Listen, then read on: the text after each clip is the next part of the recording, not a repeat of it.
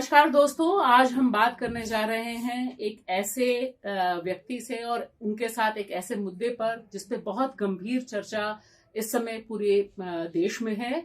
News click में आपका बहुत बहुत स्वागत है राजरत्न अम्बेडकर जी।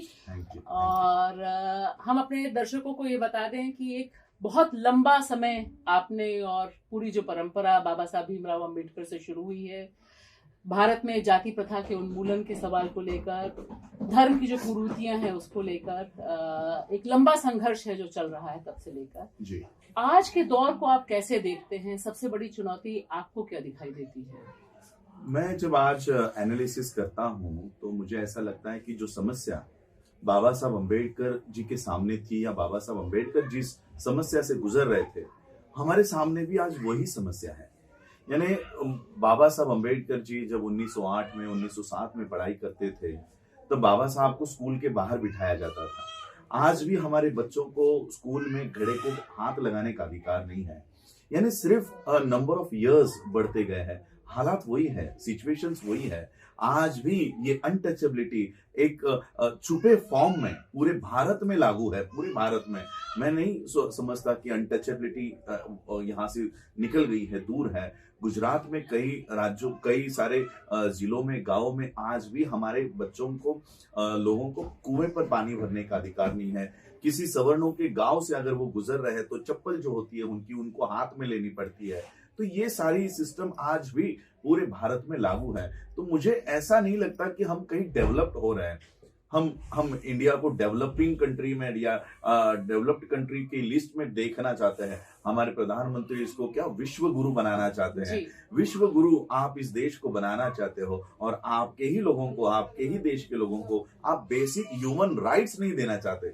मैं फंडामेंटल राइट्स की भी बात नहीं कर रहा हूँ, ह्यूमन राइट्स जो एक इंसान को जन्म होते ही मिलनी चाहिए, वो ह्यूमन राइट्स भी हम लोगों को नहीं मिल रही है। जी। अब मैं आपसे पूछूंगी, जिस पर बहुत हंगामा मचा हुआ है, अयोध्या से लेकर दिल्ली तक खलबली है। लोग बात कर रहे हैं कि बाबा साहब भीमराव अम्बेडकर की जो 22 प्रतिज्ञाएं हैं जो हर साल तकरीबन दोहराई जाती हैं, उन प्रतिज्ञाओं पर बहुत हंगामा है। और अयोध्या में कई जो स्वघोषित गुरु हैं उन्होंने 50-50 लाख रुपए तक का कहा है कि इसको आप मार के लाइए, सर काट के लाइए। आम आदमी पार्टी के जो नेता और मंत्री रहे हैं, तो ये जो दृश्य है, ऐसा क्या 22 प्रतिज्ञाओं से इतनी दिक्कत क्यों? देखिए, ये जो आज नया नहीं है इसमें। नहीं, आज ये जो ब्राह्मण्स ये या जो सवर्ण ऑर्डर दे रहे हैं, ये इन्होंने बुद्ध के समय भी किया था। ये तब से ये चले आ रहे हैं। इन्हें बुद्ध से नफरत है। बुद्ध की टीचिंग क्या है? बुद्ध की टीचिंग है कि हम कोई वर्ण व्यवस्था को नहीं मानेंगे, कोई ब्राह्मण नहीं होगा, कोई शूद्र नहीं होगा, इस देश के सभी लोग समान होंगे, इक्वलिटी होगी। और ये जो सवर्ण है, ये मनु के कानून को मानते हैं। इस देश के लोगों का विभाजन वो 4 वर्णों में और महिलाओं को 5वें वर्ण में रखते हैं। और इसलिए बाबा साहब अम्बेडकर जी ने उस बुद्ध के धम्म को चुना जो इक्वलिटी देता है। और बाबा साहब अम्बेडकर जी ने 22 प्रतिज्ञाओं को काफी रिसर्च करने के बाद बाबा साहब ने इस 22 प्रतिज्ञाओं को दोहराया। आज बाबा साहब ने निर्माण किया, हम लोगों ने वो दोहराया। आज जो 22 प्रतिज्ञाओं को लेकर ये लोग देश भर में कंट्रोवर्सी कर रहे हैं। हिंदू विरोधी, देश विरोधी, सब कुछ। सारे न्यूज चैनल आज आप देख रहे हो, मेन स्ट्रीम मीडिया ये पूरी तरह से गुलाम हो चुका है। ये देश का एक पिलर है, मीडिया एक देश का लोकतंत्र का पिलर है। इस पिलर के ऊपर आरएसएस और बीजेपी पूरी तरह से हावी हो चुकी है। ये एक ही रात में किसी के भी खिलाफ ये पूरे देश भर में वातावरण तैयार कर सकते हैं। हालांकि जब हमने कहा कि हम ब्रह्मा विष्णु महेश को नहीं मानेंगे, अब नहीं मानने में और गाली देने में, इन दोनों में बहुत बड़ा अंतर है। अगर किसी को हम रास्तों के ऊपर चलते हुए भी गाली दे दे तो आईपीसी के कलम के तहत हमें जेल हो सकती है, हमें जेल हो सकती है। तो क्या हमने किसी देवी देवताओं को गाली दी है? आज एक एफआईआर हमारे ऊपर 22 प्रतिज्ञाओं को दोहराने के ऊपर नहीं किया गया है। फिर ये किस तरह से कहते हैं कि हिंदू विरोधी है, भगवानों को गाली दी? सारे न्यूज मीडिया पर यही चलाया गया कि भगवानों को गाली दी। सबसे पहले तो आपके माध्यम से मैं सभी देशवासियों को कहना चाहता हूं कि बाबा साहब अम्बेडकर जी ने जो 22 प्रतिज्ञा लोगों को दी है, खुद दी है। कुछ एंकर मैंने देखे, रूबी का या कुछ नाम है, वो कहती है कि बाबा साहब ने तो अकेले ली थी।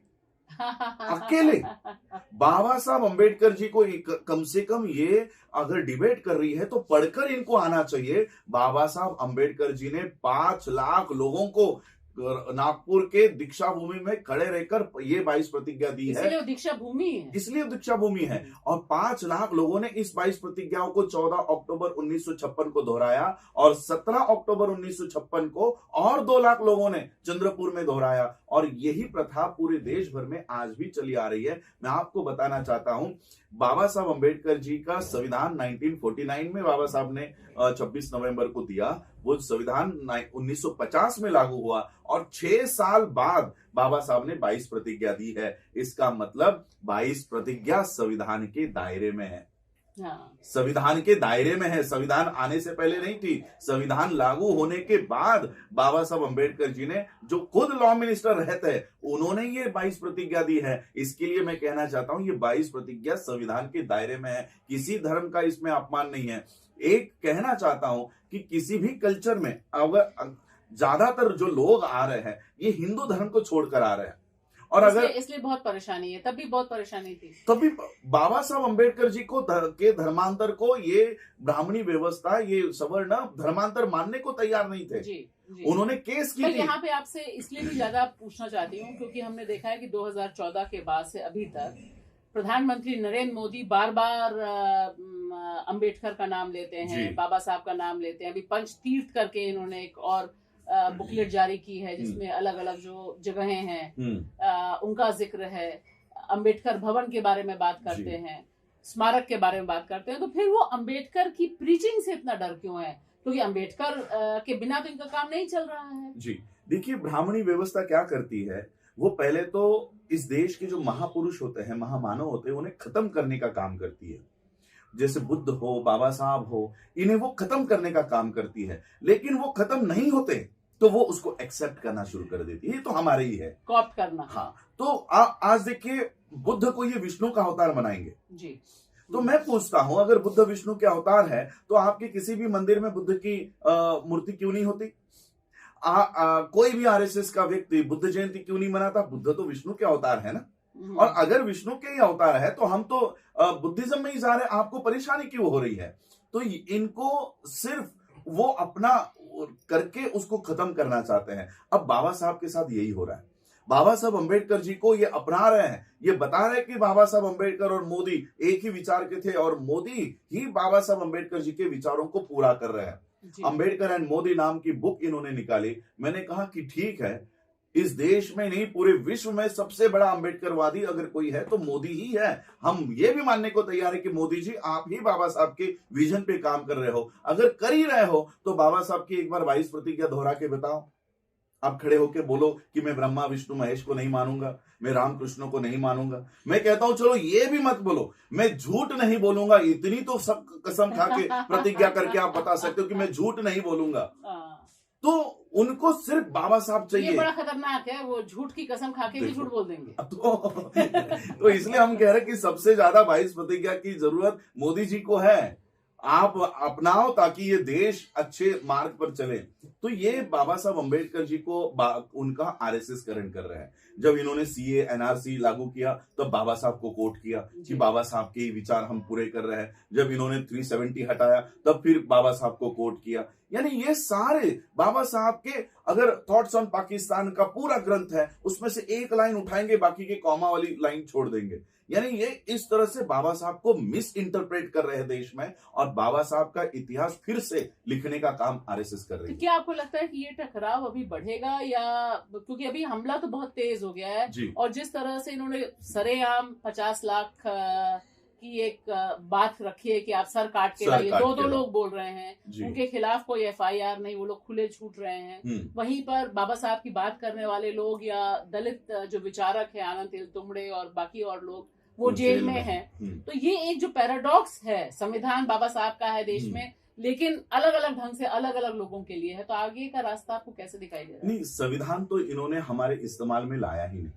जैसे आज बाबा साहब अम्बेडकर जी ने आर्टिकल 21 लिखकर कहा कि शिक्षा का ये जो निजीकरण है ये नहीं होगा, ये स्टेट के हाथ में होगा। इन्होंने, क्योंकि शिक्षा हम लोगों को जरूरी थी, इन्होंने शिक्षा का दरवाजे बंद कर दिए। इन्होंने नौकरी, प्राइवेटाइजेशन हो गया, नौकरियां बंद हो गई। तो ये संविधान हमारे इस्तेमाल में नहीं ला रहे, ये संविधान का इस्तेमाल अपने व्यवस्था के लिए कर रहे हैं। और आज जो हमारे लोग, यानी एक तरफ जो लोग 50,000 50 लाख रुपया सर काटने पर दे रहे हैं, आह्वान कर रहे हैं, वो इतना वायरल हो रहा है, उसके ऊपर एक कंप्लेंट नहीं है। किसी ने राष्ट्रपति को खत नहीं लिखा, किसी हिंदू संगठन ने राष्ट्रपति को, कहां गए आपके वो तिवारी, कहां गए आपके वो नाच गाने करने वाले एमपी जो आज आपको राष्ट्रपति को मिलने की नहीं सूझ रही है। तो ये एक बहुत बड़ा अभी आने वाला संघर्ष दलितों में असर्शन आएगा या जागृति आएगी? नहीं, जागृति तो बहुत आ रही है लोगों में।